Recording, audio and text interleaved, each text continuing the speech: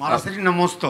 महाराज से मेरी जिज्ञासा है, आप लोग कहते हैं कि सिद्धि चक्र का आदि विधान करने से कर्म कटते हैं, तो बच्चे पूछते हैं कि धर्म करने से पाप कैसे मतलब कटते हैं, तो उन्हें कैसे समझाएं मैं? देखिए, बहुत अच्छा सवाल है। ये सवाल आज की नई पीढ़ी के मन से प्रायः उठता है।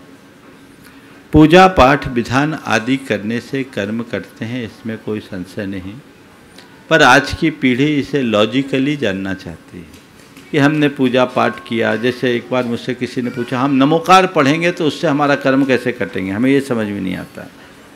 क्यों नहीं? इसके पीछे एक हेतु। जब हम कोई पूजा पाठ मंत्र जाप विधान आदि करते हैं तो उससे हमारी भावधारा में परिवर्तन आता है। अंदर जो अहोभाव प्रकट होता है, मन में प्रसन्नता और उमंग जो उत्पन्न होती है, उस भावधारा से हमारे अंदर के रसायनों में परिवर्तन होता है। हमारे रसायनों में परिवर्तन आने से हमें एक प्रसन्नता की अनुभूति होती है, और उस रसायनों के परिवर्तन से कर्मों की केमिस्ट्री चेंज हो जाती है, क्योंकि कर्म और आत्मा का जो संबंध है वो भी एक केमिकल कंपाउंड है, वो रासायनिक संबंध है। तो कर्मों की केमिस्ट्री चेंज होने ही कर्म हमारी आत्मा से विलग होने के लिए बाध्य हो जाते हैं। तो चूंकि कर्म हमारे बंधे हैं हमारे भावों से, तो कर्म झड़ेंगे भी हमारे भावों से। पाप की क्रिया भी एक भाव से प्रेरित क्रिया है, तो पूजा पाठ आदि धार्मिक क्रियाएं भी भाव से प्रेरित क्रिया है। एक क्रिया है जो हमारे लिए बंध कराती है पाप का, और एक क्रिया है जिसमें हमारी भाव दशा सकारात्मक हो जाती है, तो उससे हमारे पाप का क्षय होता है। ये स्वाभाविक है, इसलिए भाव का प्रभाव पड़ता है। अतः अपने जीवन को व्यवस्थित करना है तो ये अच्छे निमित्त हैं, इनके लिए तर्क करके कुछ नहीं पाओगे।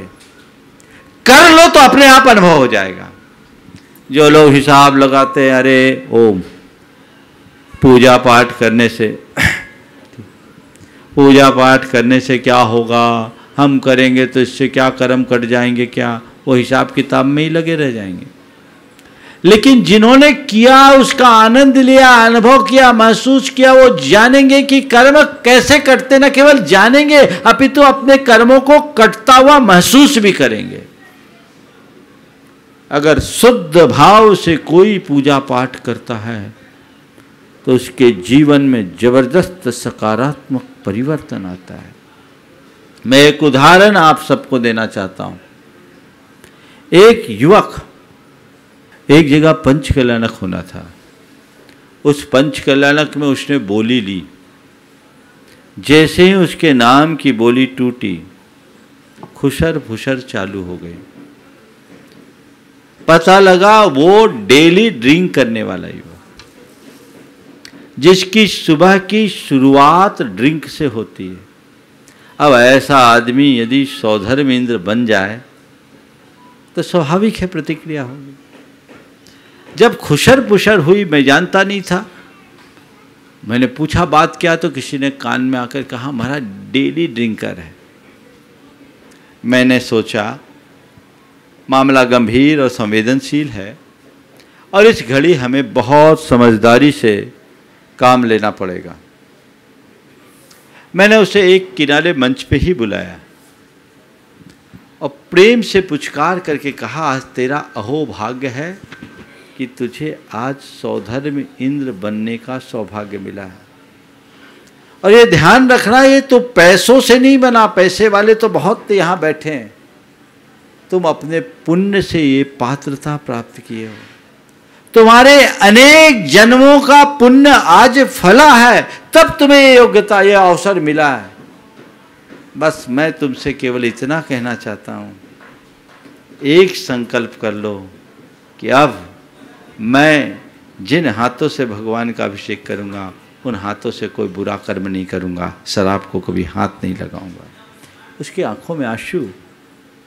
उसने मेरे चरणों में सिर रखे, बोले महाराज मेरा उद्धार कर दो, मैं सब त्यागता हूँ। वो दिन का दिन उस व्यक्ति ने घोषणा कर दी कि आज से सब त्याग।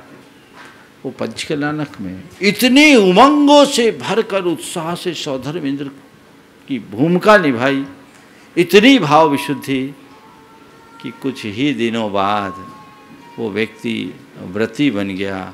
आज 7 प्रतिमा का अनुपालक है। उसके आचार विचार और व्यवहार में होने वाले परिवर्तन का ये उत्कृष्ट उदाहरण है। तो पूजा से कर्म कैसे कटते हैं उसका अनुभव है ना। कुछ अनुभव तो आप अपना खुद का भी सुना सकते हो, है ना। ये भी पुराने बिगड़े नवाब है पूरा बदल गया अतीत।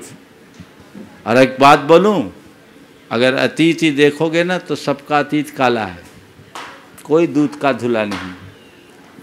हर व्यक्ति का अतीत काला है। लेकिन मैं हमेशा कहता हूँ हर संत का एक अतीत होता है और अपराधी का एक भविष्य। आज जो संत है वो अनादि से संत नहीं, वो अतीत में अपराधी रहा होगा, और जो अपराधी है वो अनंत काल के लिए अपराधी बने, ऐसी बात नहीं, वो कल संत भी बन सकता है भविष्य में। ये दृष्टिकोण हमें रखना चाहिए। तो ये दृष्टि है, ऐसी दृष्टि अपनाएंगे तो निश्चित अच्छा लाभ होगा।